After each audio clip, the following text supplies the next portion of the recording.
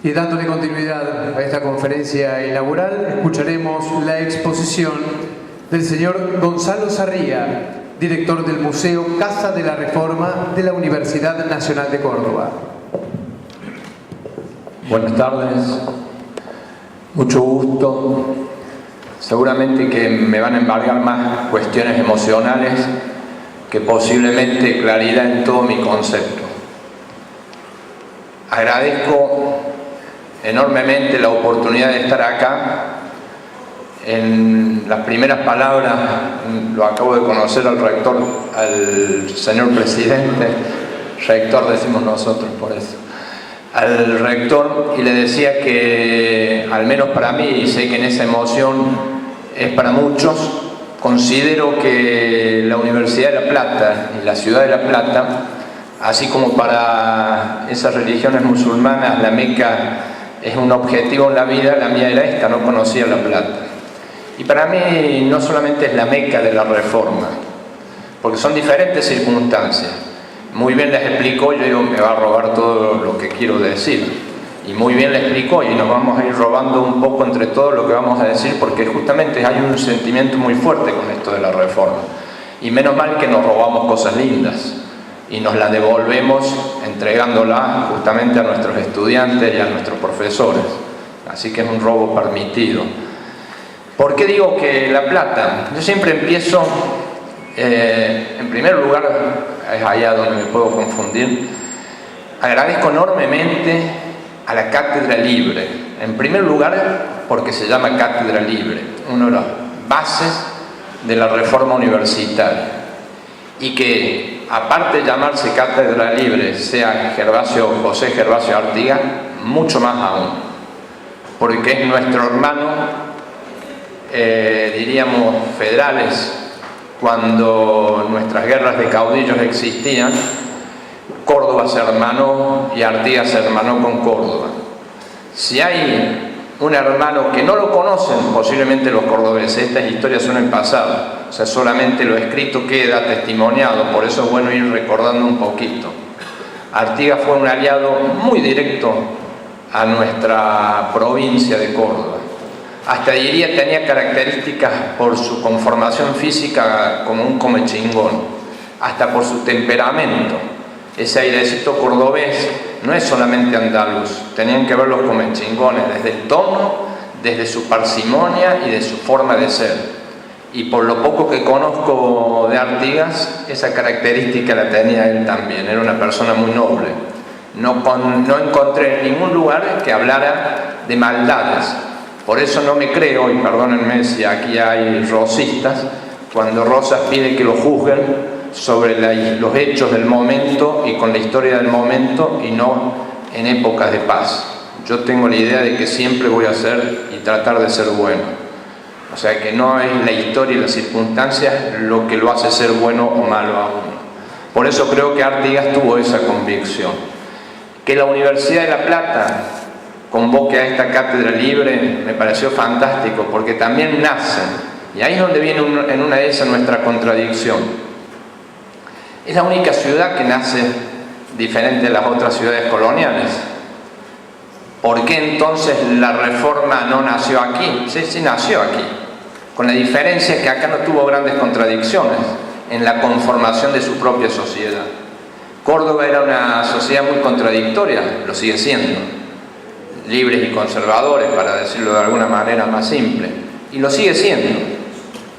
En cambio La Plata, circunstancias que por eso también nos hermanan, porque también era una cuestión de unitarios y federales, y de estar en una suerte de conflicto como lo seguimos teniendo en nuestro presente. Lo tienen acá desde La Plata, lo tienen en las provincias, lo tenemos nosotros, unitarios y federales, la coparticipación. Lo tenía Montevideo. Por eso cuando inicio a veces estas charlas, digo, me han pedido que sea breve, entonces digo, cómo me gustaría poder conversarlo una hora entera, pero bueno, tendré que sintetizarlo muy rápidamente. Empiezo con algo que es muy bello. La Juventud Argentina de Córdoba a los hombres libres de Sudamérica, manifiesto de la Federación Universitaria de Córdoba. ¿Y por qué digo eso? la otra vez conversando con unos sociólogos, para que interpretemos a veces algunas cosas que en una de esas no conocemos.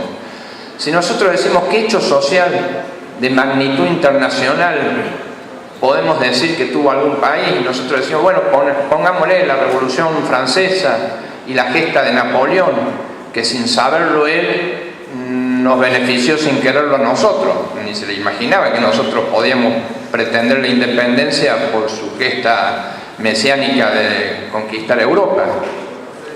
Entonces decía, bueno, a ver, ¿qué otra? Y así podemos encontrar muchísimas gestas. Entonces digo a un grupo de sociólogos, le decía, ¿cuál es la gesta o las gestas argentinas de trascendencia internacional? Y ninguno me supo decir ninguna. Y en eso yo exagero, y en eso tampoco lo es, pero a mi entender sí lo es. Y considero que pueden haber tres gestas significativas, pero por supuesto una más importante que la otra.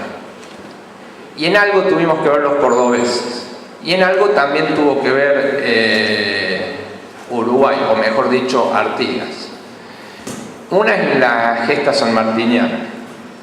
La gesta sanmartiniana tiene una trascendencia que no hace falta decirlo, significativa. Independizó o ayudó a independizar nuestro país, Chile y el Perú. Y sabemos que Alvear le estaba pidiendo a San Martín, a Belgrano, que vinieran para acá para ir en contra de Artigas. Y San Martín decía, no voy a levantar nunca mi sable contra un criollo. Nuestro objetivo es otro.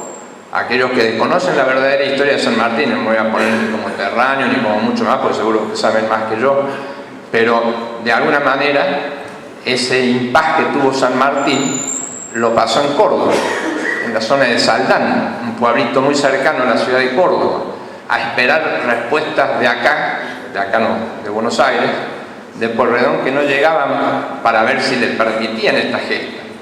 Entonces digo, bueno, esos airecitos cordobeses influyó para terminar de pergenear un poco esa gesta que después lo llevó a Mendoza y después a continuar con su gran obra. ¿Cuál otra gesta? Lo dice en la introducción del manifiesto. Nosotros somos un continente nuevo, que normalmente, o mejor dicho, siempre las nuevas ideas llegaban de Europa. Dicen que Tocqueville tuvo algo que ver con las ideas más genuinas, más americanas, pero auténticamente argentino, auténticamente nuestro, es la reforma universitaria, que si bien se hizo en el 18, se hizo justamente por esa gran contradicción. La Plata nació siendo reformista, nació con gente nueva, nació con ímpetus nuevos. Rodas, el fundador, justamente recién decía el presidente de la base científica que tiene, y justamente eso era lo que quería Rodas, o sea, traer una base científica, porque para la época era todo lo nuevo. El siglo XIX fue el siglo de la ciencia, que surgían todas las nuevas innovaciones. Y entonces La Plata ya nace con esa, diría, discusión de alguna manera medianamente resuelta.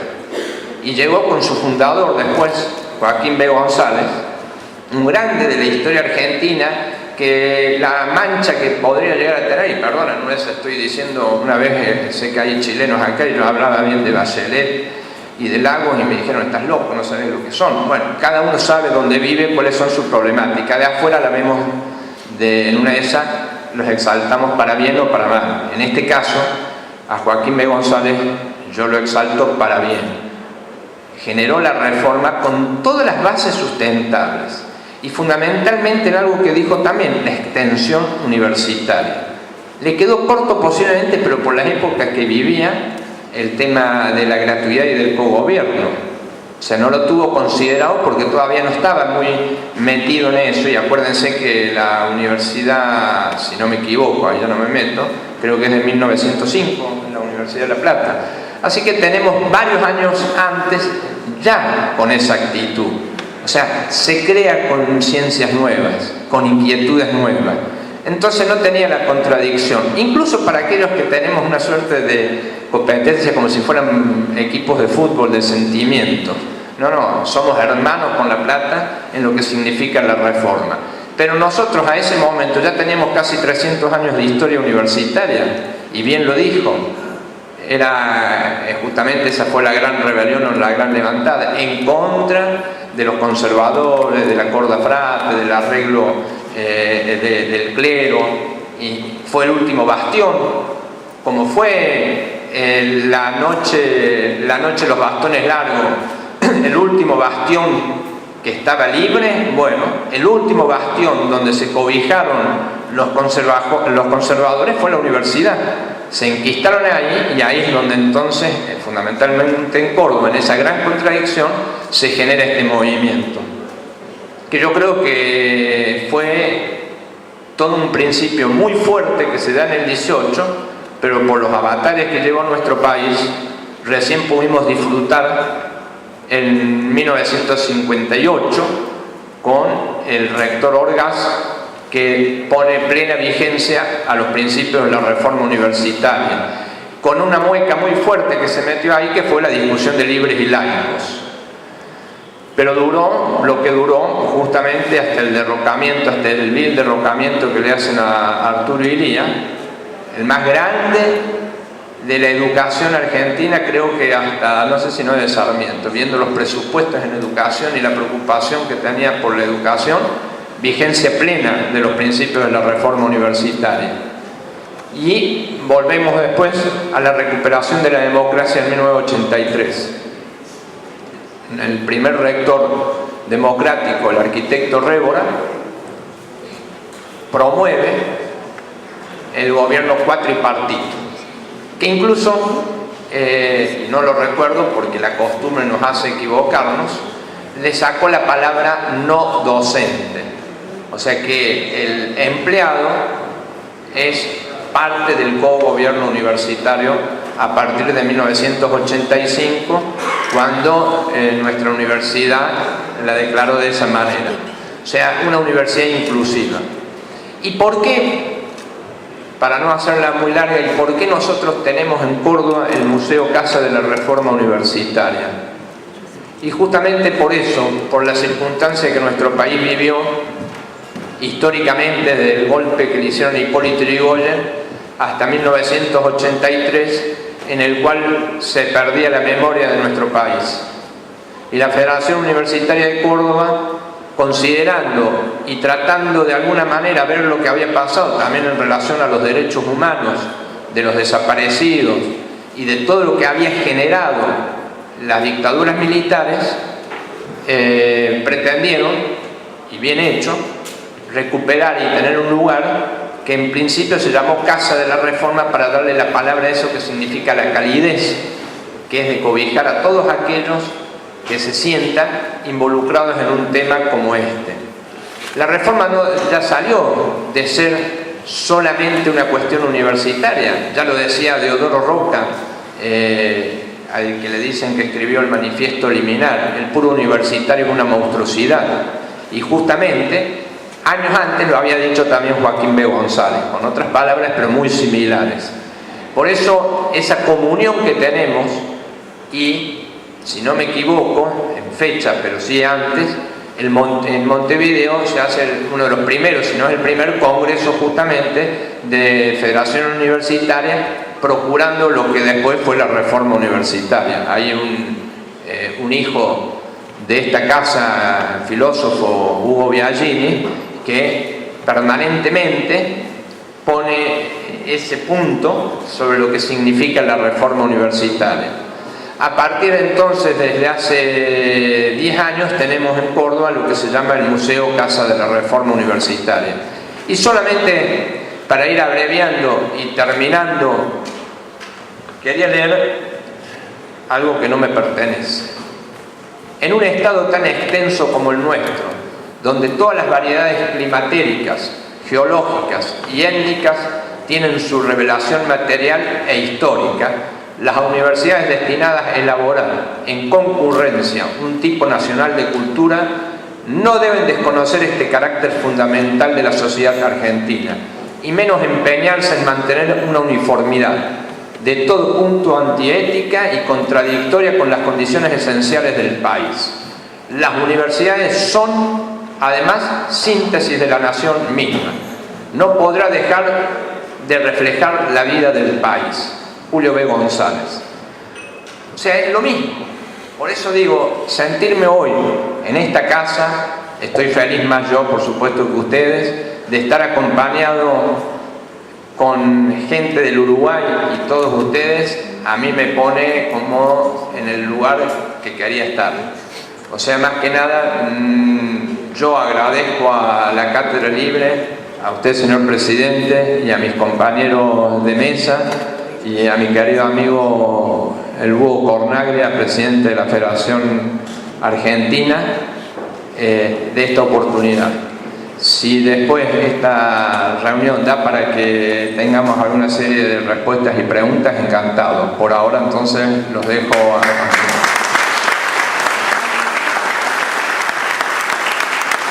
Perdón. Quería dejarle por las dudas frente un regalito que traigo del museo, que es un documental hecho por nuestra universidad, pero por el Museo Casa de la Reforma, La imaginación al poder, que es un documental que viene de 1918 hasta el Cordobazo. Porque quise significar eso, el tercer movimiento social de menor envergadura, pero también de gran alcance, fue el Cordobazo. El movimiento obrero estudiantil en Córdoba permitió que esto sucediera. Así que le dejo esto.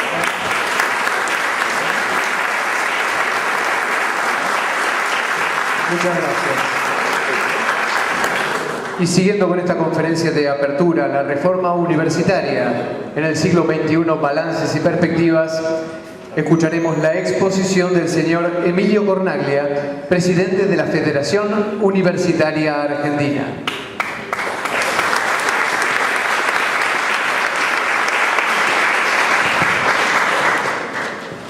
Bueno, antes que nada, muchísimas gracias por la invitación a participar en este panel.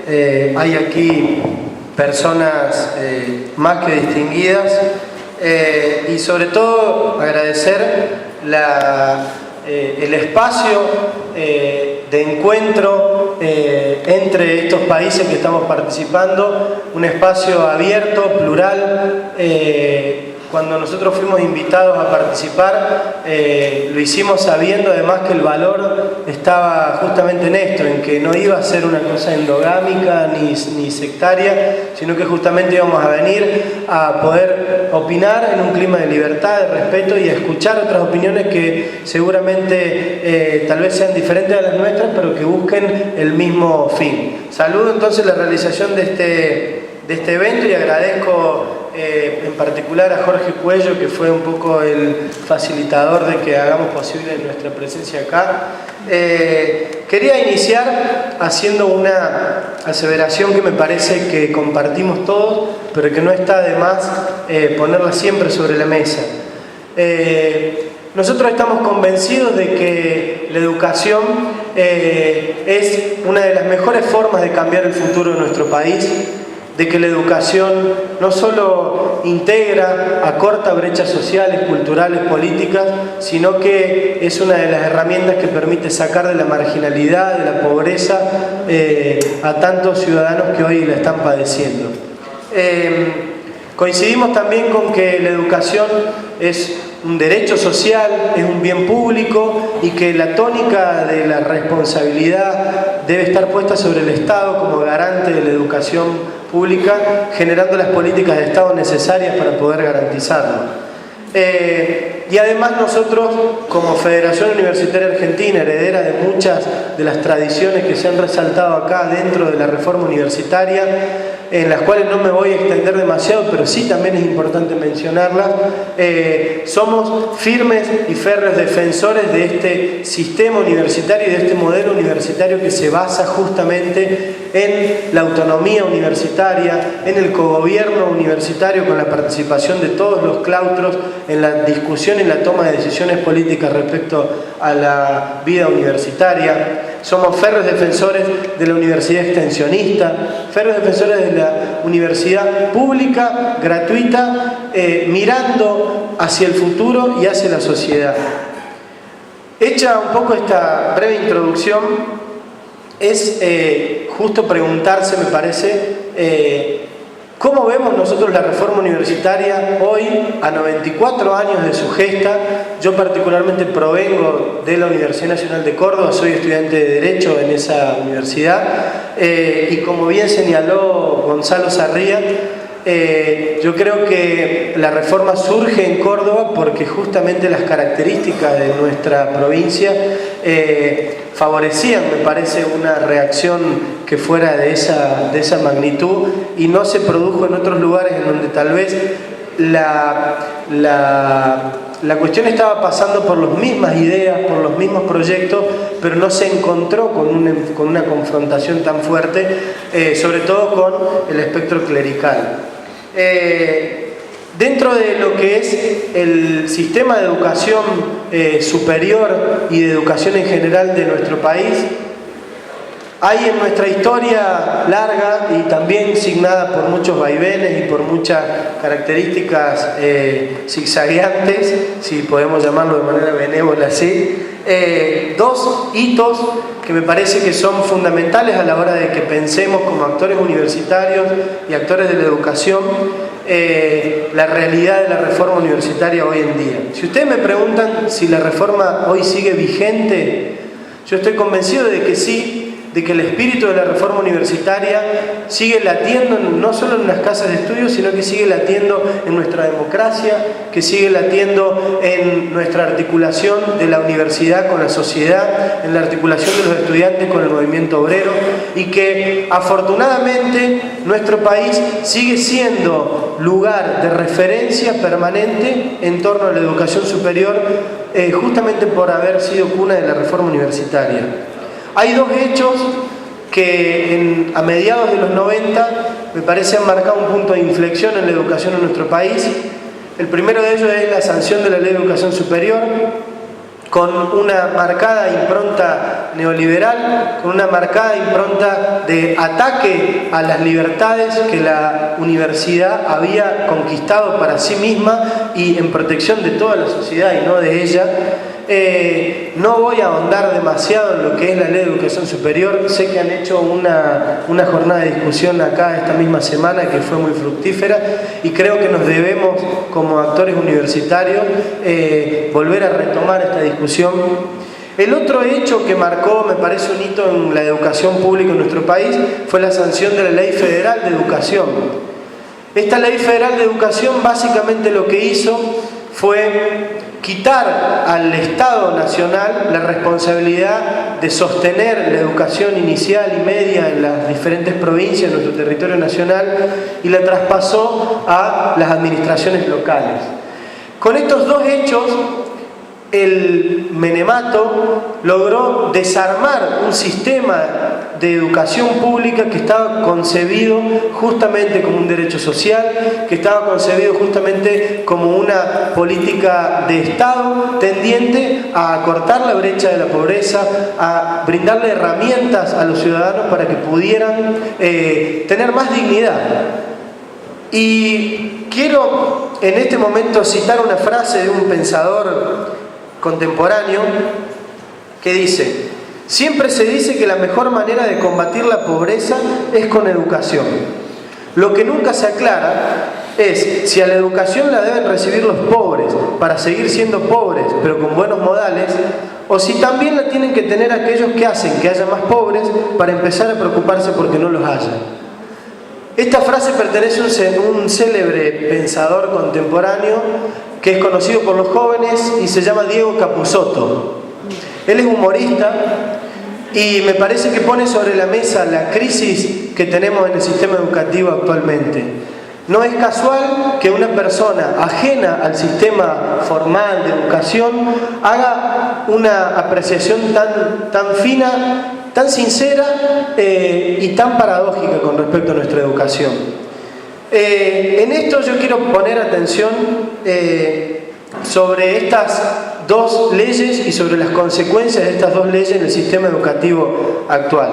Nosotros como argentinos estamos bastante acostumbrados a ser muy jactanciosos, a ser aplaudidores de nuestras propias hazañas, y todavía hoy seguimos sosteniendo con bastante cara de piedra, como decimos, que la educación en la Argentina es un modelo a seguir por muchas sociedades.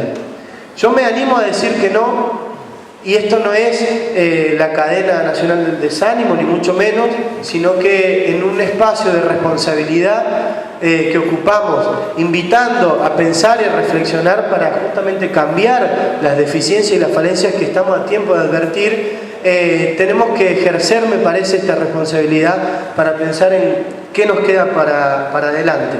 Creo que nuestro sistema educativo tiene un desafío que es primordial. Acá viene la vinculación con la reforma universitaria, y es justamente que hoy no podemos pensar en la reforma universitaria para la universidad aislado de un sistema educativo que viene reproduciendo desigualdades de origen y que viene reproduciendo un montón de asimetrías que hay en términos sociales, en términos políticos, en términos culturales y en términos económicos, y que producen que hoy en día la universidad, que fue cuna de la reforma universitaria hace ya casi 100 años, no sea la misma frente a nuestros ojos. Hay un desafío que pasa por tratar de erradicar la marginalidad y la desigualdad en nuestro país. Hay dos tipos de desigualdades que me permito marcar. Una de ellas es la desigualdad de origen. No se puede pensar que la universidad es pública y gratuita y abierta a toda nuestra sociedad cuando hoy aproximadamente solo el 30% de los chicos que empiezan el primer grado terminan la secundaria. O sea, un 70% de estudiantes que empiezan primer grado no llegan a terminar la escuela secundaria. ¿Y cómo pensamos nosotros en una reforma universitaria que realmente esté consustanciada con la problemática de su tiempo si no resolvemos este problema primero? Para que realmente la universidad esté abierta a que todos esos estudiantes y esos jóvenes que tienen vocación seguramente de tener una carrera universitaria, de reflexionar y de pensar, puedan llegar a nuestras aulas. Esta realidad de una desigualdad de origen socioeconómica se vincula, me parece, con una trama de pobreza y de marginalidad que todavía hoy seguimos teniendo en nuestro país, a pesar de que se intente demostrar lo contrario.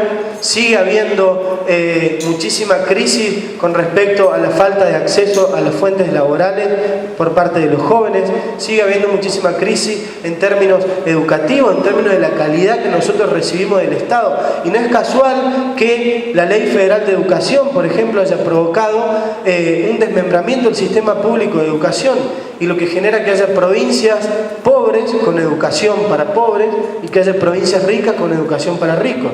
Y al año 2009, hace un par de años solamente, la inversión educativa por alumno del sistema público fue en una provincia como Salta de 3.289 pesos y en una provincia como Santa Cruz de 13.098 pesos. Entonces, obviamente, en el camino quedan la posibilidad de que muchos jóvenes, de que muchos niños se formen realmente de la misma manera, con la misma justicia, frente a un derecho que está consagrado en la letra de nuestras leyes, pero que está dejado de lado en la práctica. Esto obviamente ha traído resultados nefastos para nuestro país. Hay una evaluación que se llama PISA, que evalúa un poco el desempeño educativo y académico de nuestros países. Y nosotros, para que tomen una referencia, en el año 2000, en comprensión de lectura, la Argentina ocupaba el segundo puesto en el ranking en las evaluaciones PISA. En el año 2009 se fue al sexto puesto. En matemáticas, en el año 2000, la Argentina ocupaba el primer puesto. En el año 2009 se fue al cuarto puesto. Y en ciencias, en el año 2000 estábamos en tercer lugar y en el año 2009 quedamos en sexto lugar. Podríamos poner la duda de nuestro lado y decir que tal vez las evaluaciones PISA están digitadas por la Corpo y por agentes externos a nosotros que buscan dañarnos y lastimarnos. pero hay ciertas cuestiones que son indicadores que compartimos todos los países, que hacen un poco, me parece, a la seriedad con la que nosotros tomamos la política de Estado en cuanto a la educación y que no podemos desconocer. Entonces, es evidente que tenemos una crisis dentro del sistema educativo que pasa justamente porque el Estado ha sostenido un entramado político que reproduce estas desigualdades de las que estamos hablando, y creo que justamente el desafío está en eliminar estas desigualdades de origen con una fuerte política de Estado direccionada a los que, había escuchado una frase recién cuando presentaron, a los que menos tienen, darle muchísimo más, porque no es únicamente la condición pública de la universidad o de la educación lo que permite acercar a los jóvenes o a la escuela secundaria o a la universidad. Hay algunos datos que a nosotros nos llevan a pensar también que las desigualdades, por supuesto, se siguen reproduciendo en la universidad. Tal vez no sea la más preocupante, la más acuciante, porque justamente el joven que llega a la universidad tuvo muchísimas posibilidades que no han tenido otros jóvenes que quedaron en el camino, pero tiene que ver un poco también con una política de este gobierno, de plantear muchas veces a través de la distribución presupuestaria un asfixiamiento a quienes no piensan como ellos o a quienes no comparten su política de Estado. Creo que la educación debe ser prioridad, cualquiera sea el color político que toque gestionar en cualquier provincia o en cualquier universidad, y ha habido datos estadísticos de este Ministerio de Educación en los cuales, por ejemplo, contamos con que la distribución presupuestaria para ocupar y atender necesidades que hacen justamente al acceso y a la permanencia en la educación no han sido distribuidas de la misma forma para todos los estudiantes. Hay universidades que cuentan felizmente y para bien de esos estudiantes con, creo que acá en La Plata tenemos un buen ejemplo de eso, con comedores universitarios, residencia. En Córdoba nosotros también tenemos comedor, tenemos playón deportivo, tenemos becas y demás, pero hay universidades que ni siquiera tienen comedores universitarios y que hacen que justamente el derecho de cada uno de esos estudiantes no sea atendido de la misma forma por el Estado. Creo, para finalizar y justamente no ocupar más tiempo de los compañeros de Uruguay que tienen que dirigir la palabra y que seguramente dirán cosas más interesantes que yo, que tenemos que hacer un esfuerzo quienes estamos dentro del sistema universitario, de quienes somos actores universitarios y de quienes somos defensores de la reforma universitaria, por proteger un valor que me parece que es importante en la realidad que estamos viviendo hoy en día, que es el valor de la autonomía universitaria, la autonomía no solo administrativa, no solo académica, sino también una autonomía política, para que la universidad siga siendo usina de pensamiento crítico.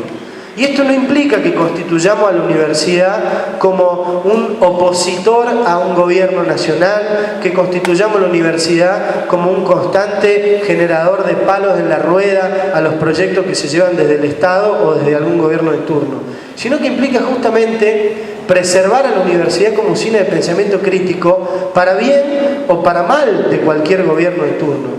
Que hoy en día nosotros estemos pensando en justamente releer la reforma universitaria a la luz de lo que hoy nos toca vivir como actores del sistema universitario, nos pone en la obligación de pensar en reivindicar justamente esta autonomía y en pensar dos cosas más: el sistema educativo y el sistema universitario no desvinculado de la educación inicial, justamente por estas desigualdades que se vienen trayendo de origen, y en pensar a la universidad muchísimo más vinculada y de cara a la sociedad, de cara a los problemas de su tiempo, de cara a las necesidades que la sociedad reclama que se resuelvan y que justamente tienen que encontrar en la universidad, en nosotros los estudiantes, en los docentes, en los investigadores, alguna luz al final del camino para que podamos